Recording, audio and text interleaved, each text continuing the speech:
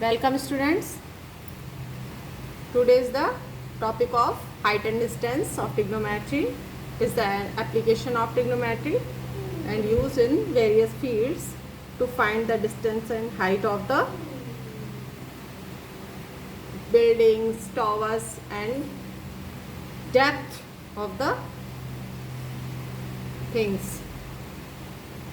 So what are the terms used in height and distance? Are the angle of elevation, angle of depression. What is the meaning of elevation and depression? In a right angle triangle, if AB is the height and BC is the horizontal line or base, then the hypotenuse is said to be the line of sight and the angle given by this is called the angle of elevation. If the angle of elevation is given from top of any tower or building to the bottom of any tower or building, then it is said to be angle of depression, or outer side, the angle of outer side is the called of angle of depression. See in the figure, this is the angle of elevation and this is the angle of depression. Okay. अब हाँ, उन्नयन कोण अवनयन कोण आप लोग समझते हैं ना। हिंदी में जो हाइट एंड डिस्टेंस, ऊंचाई और दूरी का चैप्टर है, हिंदी वाले समझ लें, उसमें उन्नयन कोण और अवनयन कोण दिया है। उन्नयन कोण ये और अवनयन कोण ये होता है। ये ऊंचाई दी होती है, ये दूरी दी होती है किसी भी, ये टावर है, कोई बिल्डिंग है, कोई इमारत है, या जैसे यहाँ पे कोई काइट उड़ रही है, और ये डेप्थ होती है, जैसे कोई बिल्डिंग है उसकी नीचे का बॉटम का और यहाँ का अवनमन कोण और उन्नयन कोण जो दिए होते हैं। हाँ,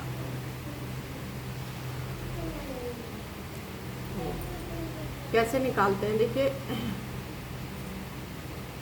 हाँ, कुछ पॉइंट्स हमने यहाँ पॉइंट लिख दिए कि AC and DC is line of sight, theta is the angle of elevation and theta dash is the angle of depression.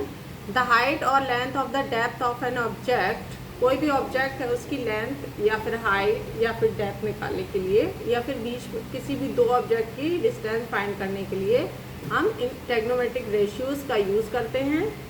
क्योंकि हमको थीटा दिया है तो हम trigonometric ratio sine cos tan cosec sec cot, इनमें से किसी का भी अकॉर्डिंग टू द रेशियो हम यूज़ करते हैं। मीन्स अगर आपको हाइपोटेनियस दिया है, बेस दिया है, तो हम उस फॉर्मूला का यूज़ करेंगे। अगर परपेंडिकुलर बेस दिया है तो मोस्टली टेन कॉट का यूज़ करते हैं, कहीं कहीं हम लोग साइन कॉस का भी, क्योंकि 3 का अगर यूज़ करेंगे बाकी तो उसका रेसिप्रोकल होता है, तो आंसर आ जाता है हमको। हाँ, and the second point is we choose the trigonometric ratios which involves any of the two sides of the right angle triangle to solve the problem। वही है जो मैंने बोला अभी कि हाँ, दो चीज़ें कोई भी दी है ट्रिग्नोमेट्रिक रेशियो में से, कोई भी आपको दो दिए हैं जो भी उनमें इन्वॉल्व हैं, जो आपको क्वेश्चन में दिया है, गिवन है, या हम उसको लेट करते हैं तो कोई दो चीज़ें ले लेते हैं और हम उसको सॉल्व करके थर्ड भी फाइंड आउट कर लेते हैं। Got it. तो इस चैप्टर में हम सिलेक्टेड क्वेश्चंस जो एग्ज़ाम्स में आते हैं, इंपॉर्टेंट क्वेश्चंस हैं, मैंने उनको कलेक्ट करके आज का टॉपिक बनाया है और सिलेक्टेड क्वेश्चंस ही आप लोगों को करवाएंगे। अगर हिंदी वालों, वैसे मैं हिंदी में भी समझाऊंगी, अगर हिंदी वालों को अगर कुछ प्रॉब्लम होती है और वो चाहते हैं कि मैं प्योर प्रॉपर हिंदी में ही ऊंचाई और दूरी की वीडियो बनाऊँ, तो प्लीज़ आप लोग मुझे कमेंट बॉक्स में बता सकते हैं। ओके, तो मैं क्वेश्चन भी हिंदी में ही लिखूंगी और एक्सप्लेन भी हिंदी में ही करूँगी। वैसे तो मैं अभी भी हिंदी में एक्सप्लेन कर दूँगी, क्वेश्चंस को समझना है, आप लोग समझ सकते हैं अगर आप लोगों को थोड़ा बहुत भी नॉलेज है। Okay, let's see the example 1।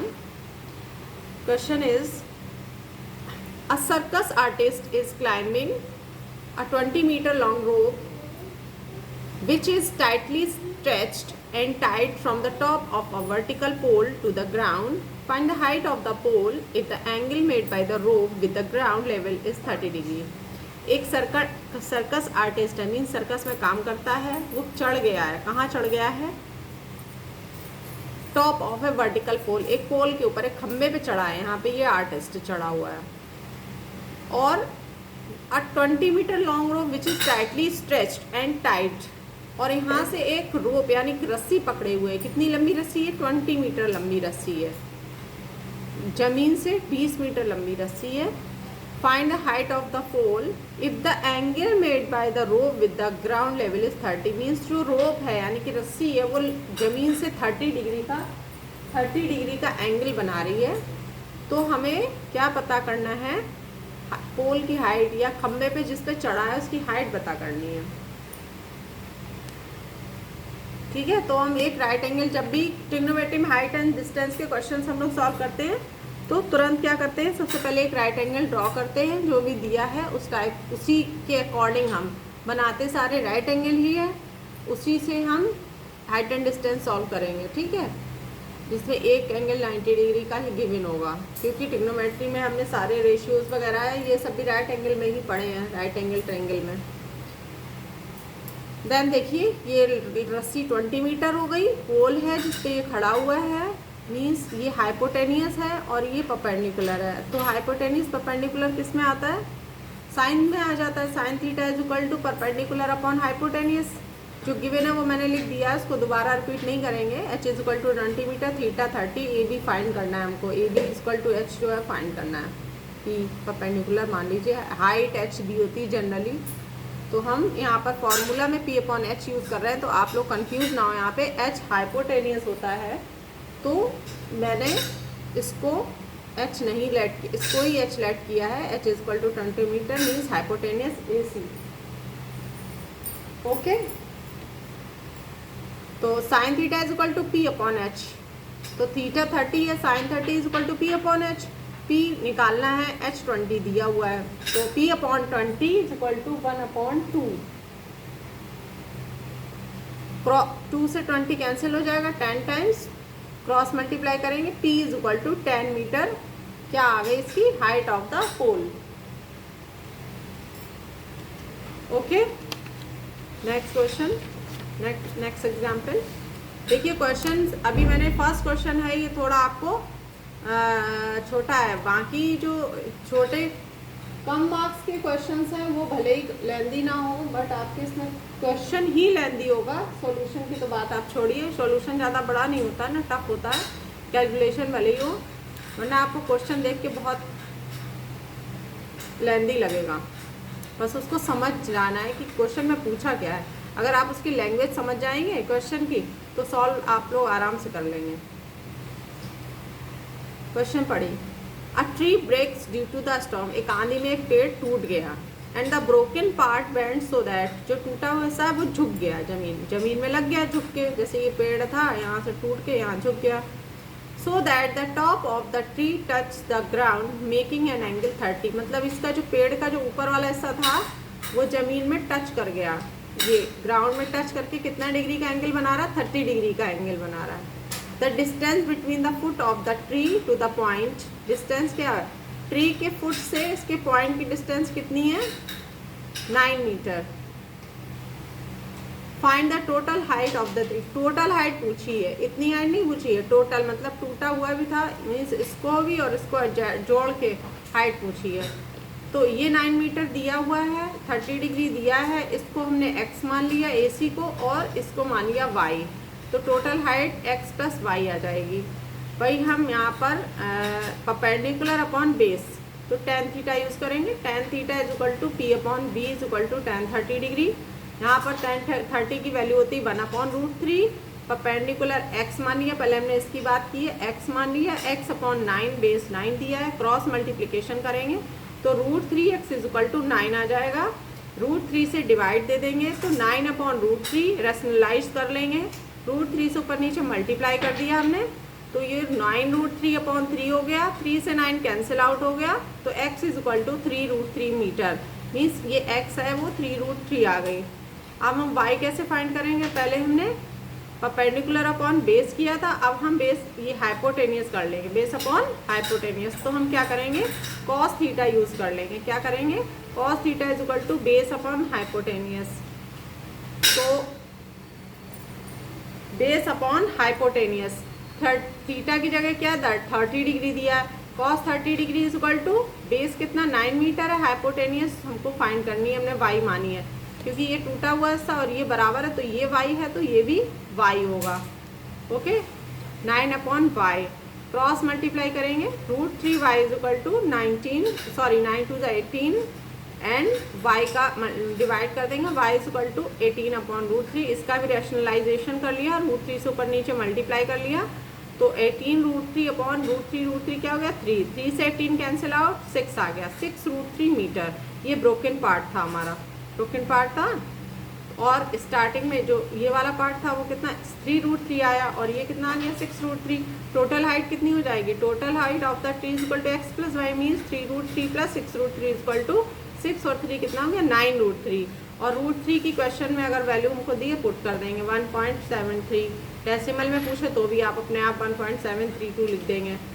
वैसे 1.7323 डेसिमल पॉइंट तक होती है, इसमें 1.73 दिया तो आपको सिर्फ 1.73 ही लिखना है। 9 × 1.73 तो कितना, इसको मल्टीप्लिकेशन करके 15.57 मीटर आंसर आ गया। ये टोटल हाइट है किसकी, total height of the tree की टोटल हाइट है। क्लियर है। इस टाइप के क्वेश्चन आता जरूर है, आंधी में पेड़ उखड़ गया, वैल्यू चेंज हो जाएगी, एंगल चेंज हो जाएगा, बट ये क्वेश्चन आएगा और ये बहुत लॉन्ग क्वेश्चन में नहीं आएगा। इसको आप मान लो बहुत लॉन्ग क्वेश्चन में नहीं आएगा, वेरी लॉन्ग में, हाँ वेरी शॉर्ट में भी नहीं आएगा, वेरी लॉन्ग में भी नहीं आएगा। लॉन्ग में तो बहुत और भी ज़्यादा टफ क्वेश्चंस आते हैं हाइट एंड डिस्टेंस में, बट इजी होते हैं, देखने में टफ लगते हैं। अगर आप उसको उस लैंग्वेज समझ जाएंगे और क्या पूछा है कैसे निकालना है ये माइंड में क्लिक हो जाएगा तो टफ नहीं है। Next question is the shadow of A tower standing on a level ground is found to be 40 metre longer. ये शेडो वाले भी क्वेश्चन आते हैं, परछाई वाले, परछाई नहीं, हाँ छाया। एक टावर है उसकी शेडो यानी कि उसकी परछाई जो है standing on a level ground is found to be 40 metre long है, longer sorry 40 metre longer when the sun altitude is 30 degree. जब 30 डिग्री है तो उसकी 40 मीटर लंबी है। किससे लंबी है, व्हेन इट इज 60, मतलब जितनी 60 डिग्री में उसकी छाया थी उससे 40 मीटर लंबी छाया कब बन रही है, जब वो 30 डिग्री में है सन से। तो find the height of the tower, उस टावर को हमें उस टावर की हाइट बतानी है। मतलब पहले एक्स थी, मान लिया हमने उस टावर की हाइट वाई है और उसकी जो शेडो वो पहले एक्स मीटर बन रही थी जब एंगल 60 डिग्री था, जब एंगल 30 डिग्री हो गया तो उसकी शेडो 40 मीटर हो गई। इस टाइप से हम फिगर बनाएंगे। पहले 60 डिग्री का एंगल जो होता है वो बड़ा होता है ना, तो ये बड़ा बन रहा है, ये छोटा एंगल बन रहा है। जब 60 डिग्री थी तो शेडो x मीटर थी, जब 30 डिग्री एंगल हो गया तो शेडो 40 मीटर लंबी हो गई। ठीक है, तो ये x है तो ये पूरी कितनी हो जाएगी x + 40, कितनी हो जाएगी x + 40। ट्रायंगल ABC की बात करते हैं। ट्रायंगल ABC tan थीटा क्या होता है, perpendicular upon base, perpendicular y है, बेस x है, तो tan theta is equal to y/x means tan 60 is equal to y/x। tan 60 की वैल्यू 1/√3 सॉरी tan 60 की वैल्यू होती है √3। परपेंडिकुलर y है, बेस x है, √3 क्रॉस मल्टीप्लाई कर लेंगे तो √3x is equal to y, यानी y क्या आ गया, y is equal to √3x। इसको इक्वेशन 1 डाल दिया। ये हमने इस ट्रायंगल को लिया था ACB, ठीक है ABC। अब इसको लेंगे ADB को, ये वाले ट्रायंगल को लेंगे, तब क्या होगा, परपेंडिकुलर y और बेस कितना हो जाएगा 40 + x। अब बेस टोटल पूरा लेंगे, सिर्फ 40 नहीं लेंगे, ये थोड़ी है हम पूरा ले रहे हैं ट्रायंगल, तो ये पूरी बेस लेंगे ना BD, तो 40 + x लिखेंगे। क्लियर है। tan 30 is equal to y/40 + x, tan 30 is equal to 1/√3 और ये एज इट इज हमने लिख लिया। अब यहाँ से हम y की वैल्यू पुट कर देंगे, y बराबर √3x था तो यहाँ पर हम √3x पुट कर देंगे इक्वेशन 2 में। तो क्या बन जाएगा 1/√3 is equal to √3x/40 + x। यहाँ क्रॉस मल्टीप्लाई कर दिया, √3 मल्टीप्लाई होकर बन गया 3x is equal to 40 + x। X इधर जाएगा माइनस हो जाएगा, तो 3x से x माइनस हो जाएगा, कितना आएगा 2x। 2x is equal to 40, 2 से 40 के डिवाइड दे देंगे, कितनी बार जाएगा 20, तो x is equal to 20 metre. ये x कितनी आ गई, मतलब पहले शेडो कितने मीटर लंबी थी 20 मीटर, कितनी थी 20 मीटर थी। अच्छा अब y हमने इक्वेशन 1 से y निकाल ही लिया था, y क्या था √3x, y क्या था √3x, तो x की वैल्यू फाइंड हो गई है, y की √3 में मल्टीप्लाई कर देंगे, 20 √3 मीटर आ गई है हाइट ऑफ द टॉवर। अगर √3 की वैल्यू दी हो क्वेश्चन में तो पुट कर दीजिए 1.732, मल्टीप्लिकेशन कर दीजिए, अदरवाइज ऐसे भी रख सकते हैं आप। क्लियर, ये भी बहुत टफ नहीं है लेकिन इम्पॉर्टेंट है, शेडो वाले क्वेश्चंस पूछे जाते हैं एग्जाम्स में। देखिए वैल्यूज डिफरेंट हो सकती हैं बट क्वेश्चन सेम रहेगा, और ये इंपॉर्टेंट क्वेश्चंस हैं जो एग्जाम्स में पूछे ही जाते हैं। यस, अब मैंने पूरा सेट बनाया है, उसमें से आपको 2 क्वेश्चंस तो मिल ही जाएंगे एग्जाम्स में इस टाइप के। और ऑब्जेक्टिव टाइम में भी हाइट एंड डिस्टेंस के छोटे छोटे क्वेश्चन पूछ लेते हैं, सिंपल वेरी सिंपल, केवल आपको हाइट दी है, लेंथ पूछी है, एंगल पूछ लेंगे, सीधा सीधा क्वेश्चन पूछते हैं, उसको घुमाते नहीं, ट्विस्ट नहीं करते हैं ऑब्जेक्टिव टाइम में। तो वो करवाने का मतलब नहीं, आप लोग तो इतने समझदार हैं ही, जब इसको समझ आ जाएगा तो उसको भी आप लोग समझ लेंगे। Question is 2 pillars of equal heights stand on either side of a road which is 10 metre wide.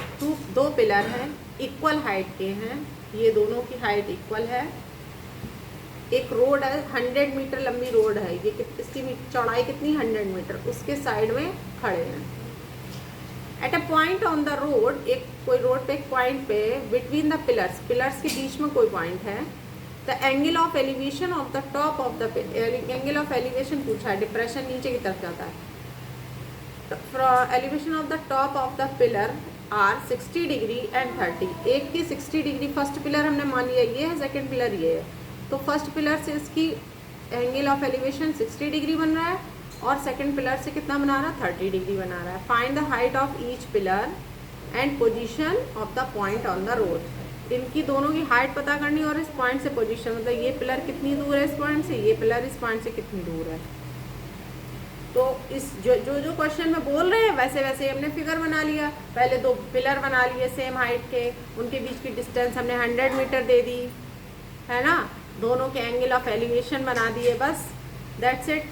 अब हाइट सेम है, हमने y मान ली, तो ये पूरा 100 है, मान लिया हमने ये x है, या इसको भी आप x मान लेते हैं, अगर इसको x मानोगे तो ये 100 माइनस x हो जाएगा, और इसको आप 3x माना है तो ये 100 माइनस x हो जाएगा। अंडरस्टैंड, आंसर सेम आएगा, आप किसी को भी x मान सकते हैं, that is a variable only. Language वही लिखी है मैंने, D is equal to 100 metre, let the height of the each pillar is y metre, B C is equal to x, then C D is equal to 100 minus x in triangle A C B, tan theta is equal to tan 60 is equal to क्या हो जाएगा y upon x, ये upon perpendicular upon base होता है ना, तो √3 is equal to y upon x हो जाएगा, क्रॉस मल्टीप्लाई करके y is equal to √3x, जैसा कि लास्ट क्वेश्चन में हम लोगों ने किया। इसको इक्वेशन 1 डाल दिया। नेक्स्ट इस ट्रायंगल में देखेंगे ECD में tan 30 is equal to y upon 100 minus x हो जाएगा, tan theta is equal to perpendicular upon base है तो क्या हो जाएगा y अपॉन ये, हाँ ठीक है, tan 30 की वैल्यू क्या होती है 1 अपॉन √3, और y क्या निकाल लिया था हमने √3x, क्या निकाला था √3, y की जगह हम क्या रख देंगे √3x और 100 minus x as it is, cross multiply कर लेंगे तो √3 क्या हो गया 3x is equal to 100 minus x इधर जाएगा शिफ्ट होके प्लस का हो जाएगा, तो क्या हो जाएगा x 3x और x कितने होगा 4x is equal to 100, dividing by 100 x is we got x is equal to 25 meter. Then the height distance of first pillar from the point is 25 meter. पहले पिलर की position आ गई है, दूसरे pillar की position क्या हो जाएगी 100 minus x यानी 100 माइनस 25 इज 75 मीटर। तो पहले पिलर से पॉइंट की दूरी 25 मीटर और दूसरे पिलर से उस पॉइंट की दूरी 75 मीटर आ गई, दोनों ऐड करेंगे 100 आ जाएगी। अब पिलर की दूरी क्या है, पिलर हम लोगों ने इक्वेशन 1 में निकाला था √3x, तो बस 25 इंटू √3 कर देंगे। √3 की वैल्यू क्वेश्चन में दी है, √3 की वैल्यू 1.732 हम पुट कर देंगे। 1.732 into 25 43.3 metre height of the pillars, both of the pillars. Clear? Next question,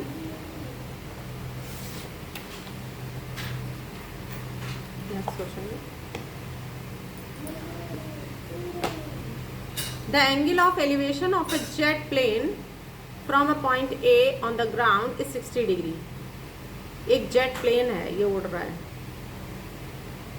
point A से ऑन द ग्राउंड, कितने एंगल बना के? 60 डिग्री का एंगल बना रहा है।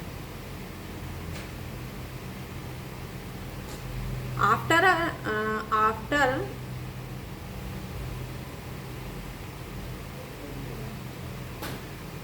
यहाँ पे बना रहा है, पहले यहाँ से उड़ रहा है। After a flight of 30 seconds the angle of elevation changes to 30, मतलब यहाँ से यहाँ पहुँचने में उसको कितना लगा? 30 सेकेंड्स में पहुँचा, एंगल चेंज हो गया, 30 डिग्री हो गया। If the jet plane is flying at a constant height of this, constant height है मतलब ऊपर नीचे नहीं हो रहा है, हाइट कांस्टेंट है। Find the speed of the jet plane, speed of the jet plane. यहाँ पे पॉइंट डी कर ले, ए की जगह क्या करेंगे? D, point D. डी पे था तब 60 डिग्री का एंगल बना रहा था, हाइट 3600 √3 थी।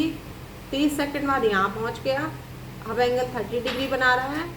पूछा है कि उसकी स्पीड क्या है, किस स्पीड से चल रहा है, चाल पूछी है। देखिए चाल के लिए हमको स्पीड के लिए डिस्टेंस अपॉन टाइम चाहिए, टाइम 30 सेकंड दिया है। अब यहाँ से यहाँ की डिस्टेंस निकाल लेंगे, तो डिस्टेंस अपॉन टाइम से हम स्पीड निकाल लेंगे। मीन्स ये डिस्टेंस चाहिए 30 सेकंड, यहाँ से कहाँ से उड़ रहा, आगे पीछे का हमको नहीं देखना है, जिस पॉइंट से और जिस पॉइंट तक 30 सेकंड में उड़ा उतना ही डेटा हमको दिया है, उसी डेटा से हम आंसर निकालेंगे। ओके, तो ए बी जो है वो 3600, ए बी और ई डी इक्वल है, A B is equal to D E, ये दोनों इक्वल हैं क्योंकि इन्होंने बोला है एक कांस्टेंट हाइट से उड़ रहा है। फिर हमने लेट कर लिया B E is equal to x, B E और ए डी इक्वल हैं, एक्स मीटर मान लिया और सी ई मान लिया वाई मीटर। तो सबसे पहले ये वाला ट्रायंगल ले लिया, tan 60 degree is equal to perpendicular D E upon ये क्या है 30 और ई सी वाई। तो ये हमको पता ही है 3600 अपॉन √3 अपॉन वाई, tan 60 की वैल्यू √3, वैल्यू पुट करेंगे, √3 से √3 कैंसिल हो जाएगा, y is equal to 3600 metre. Means ये डिस्टेंस आ गई 3600 मीटर, ये आ गई 3600 मीटर। अब ये वाला ट्रायंगल एंगल ले लेंगे, तो tan 30 is equal to this upon this whole, पूरा बेस ले लेंगे y प्लस एक्स। ओके, यहाँ पर पुट कर दिया, tan 30 की वैल्यू 1 अपॉन √3 आ गई, y 3600 आ ही गया था, तो हमने x प्लस 3600 लिख लिया।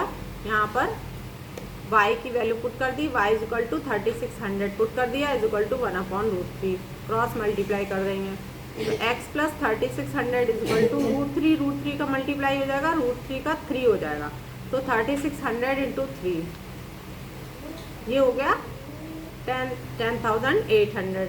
और हमने इससे 36 को माइनस कर दिया, 7200 मीटर x आया है, x क्या आया 7200 मीटर, y आया 3600 मीटर।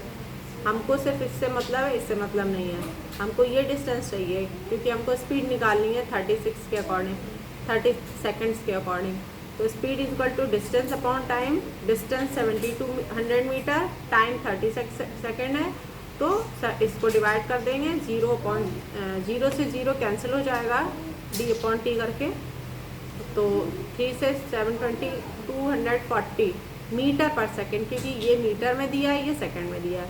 अगर इसको किलोमीटर पर आवर में चेंज करना है, किलोमीटर पर आवर में, तो मीटर को किलोमीटर में बदलने के लिए 1000 से डिवाइड देंगे, सेकंड को पहले मिनट में, मिनट से आवर में चेंज करेंगे तो 60 से डिवाइड करेंगे। तो हमने 240 को मीटर पर सेकंड को किलोमीटर पर आवर में चेंज करने के लिए ऊपर 60 × 60 और नीचे 1000 से डिवाइड करेंगे, जीरो सारे कैंसिल हो जाएंगे और इसका मल्टीप्लिकेशन करके 864 किलोमीटर पर आवर आंसर आ जाएगा। ये जेट की स्पीड है, जो जेट उड़ रहा है उसकी स्पीड दी है 864 किलोमीटर पर आवर।